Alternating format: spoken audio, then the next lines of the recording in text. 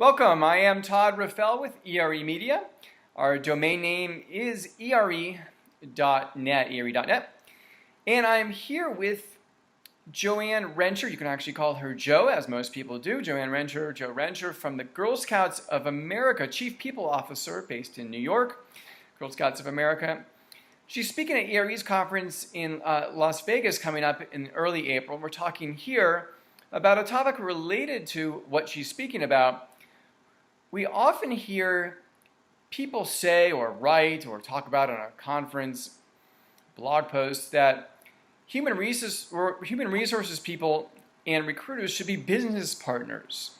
What does that mean? What is a business partner? That's what we're talking about. So I will pose that question to you, Jo. What is a business partner when it comes to this department, recruiter, HR person, the talent acquisition department in particular?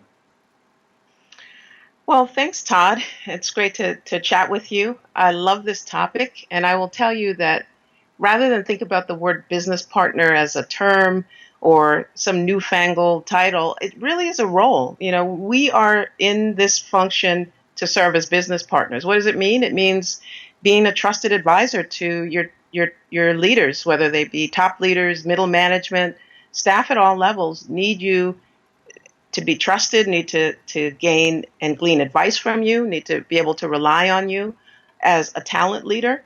It also means managing a relationship. There's so many things that go on in the course of a day in this function. We're business leaders first and HR leaders second, and we have a lot of relationships to manage across the business. And people need to know that not only are we responsive and all of the things that you would naturally think of as relationship managers, we understand who we're managing in that relationship. What are the needs? What are the wants? What are the pain points? What keeps the person up at night, et cetera. It also means that you're knowledgeable about the business. I mentioned that before, and I say it all the time. Business leaders first, HR leaders second. Do you know your own financial model, your own revenue model? Do you understand the programmatic areas? Do you know the next acquisition that might be coming down the pike? These things are important as business partners, and in our own neck of the woods, HR leaders and talent acquisition specialists in particular really need to understand this, and that's why it's so important to serve as a business partner. Okay, I've got advisor, relationship manager, someone who manages a relationship. That's right. And someone who understands the revenue model of the business. Anything else? I think those are the three top ones for me, and it's not even just the revenue model in particular. It's really understanding the business. You know, how does the business make money? What are the forecasts? What should they be worried about as far as new programmatic areas? If it's a nonprofit like the Girl Scouts where I work, what's the horizon for social impact issues that impact and have a direct relationship to girls of the 21st century? I'm talking about soup to nuts when I say knowing the business. Knowing the business goals, knowing what type of, and ultimately that flows into the type of people who should be hired for that business, because the job that they're going to take, of course, may not be around next year and they want to be doing something different and so on. It's hiring That's people right. who fit with the goals of the business and the mission of the business. That's right. And hopefully are inspired and excited by the business and can move the dial for us as well. Yeah. Anything more you can add about the advisory part or the relationship manager part? Any examples of that? Well, I think, I recently wrote an article on my site for this concept of HR being a chameleon. I see the trusted advisor and the relationship manager as a bit of a chameleon. The needs of any particular leader, whether they be finance or R&D, vary dramatically in the course of any particular day or week.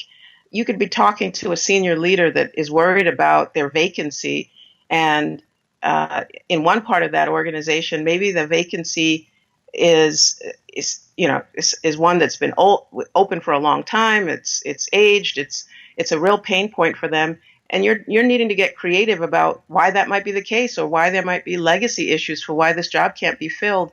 And I think being able to manage that relationship in the context of what's going on in their neck of the woods is smart. It's a good relationship manager. And I also think, depending on who you're talking to, if it's a finance person, maybe they're more concerned about, well, how long has it been open and how much is it saving us? and how can we balance that with the cost to the business? And I think you really have to flex in a lot of different directions as a trusted advisor in the HR world.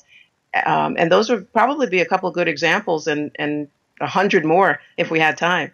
How do you get to the point where you're advising and someone wants to listen to you?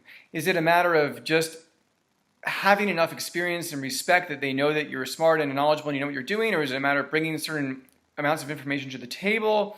How do you get to the point where you actually can make a difference and say, let me tell you the problem here, or let me tell you the solution here, as opposed, and have the person on the other end say, good point.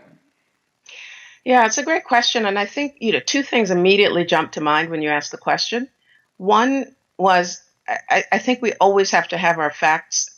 I love HR, my HR colleagues, and I've been in this field for a long time. But oftentimes I find that we lose our audience when we talk from the heart and not the head. And so evidence-based practices and HR, experiences driven and embedded in data, I think is so important. I think you have to be able to know what problem you're trying to solve so that you can apply that data or those particular metrics to that solution. Why have those jobs been open so long? What's the yield from some of the sources that you're using to recruit, et cetera? I think you have to come to the table with data and with a clear sense of how you will use that to get at the thornier issues. But I also think the other point is, it's data, but it's also about being able to ask the right questions. Not everything is a problem to be solved, and you can't sort of go down rabbit holes in having someone address an issue or thinking you're solving an issue for someone when it's not really relevant. And I think asking questions as an HR leader is extremely important. You don't have to have the answers when you arrive to the party. You can ask the right questions and probe and be a tremendous listener, and that really opens the door for serving as a trusted advisor, but also being seen as someone that wants to listen, that has an ear towards the right solutions, or is trying to ask the questions to get to the problem. You gain trust, and you certainly can serve as an advisor when you're a good listener and you're asking the right questions. Interesting, and a very good point, because you don't always think of that. You always think, let's present the evidence, and that will tell them what the answer is. You don't always think, let's raise questions that maybe we haven't thought of before and feel them out. That's right. Thank you. Again, this is Jo Rencher, Chief People Officer at the Girl Scouts of America, based in New York. Appreciate it, Joanne. Very interesting and informative. Thanks. Thank you, Todd.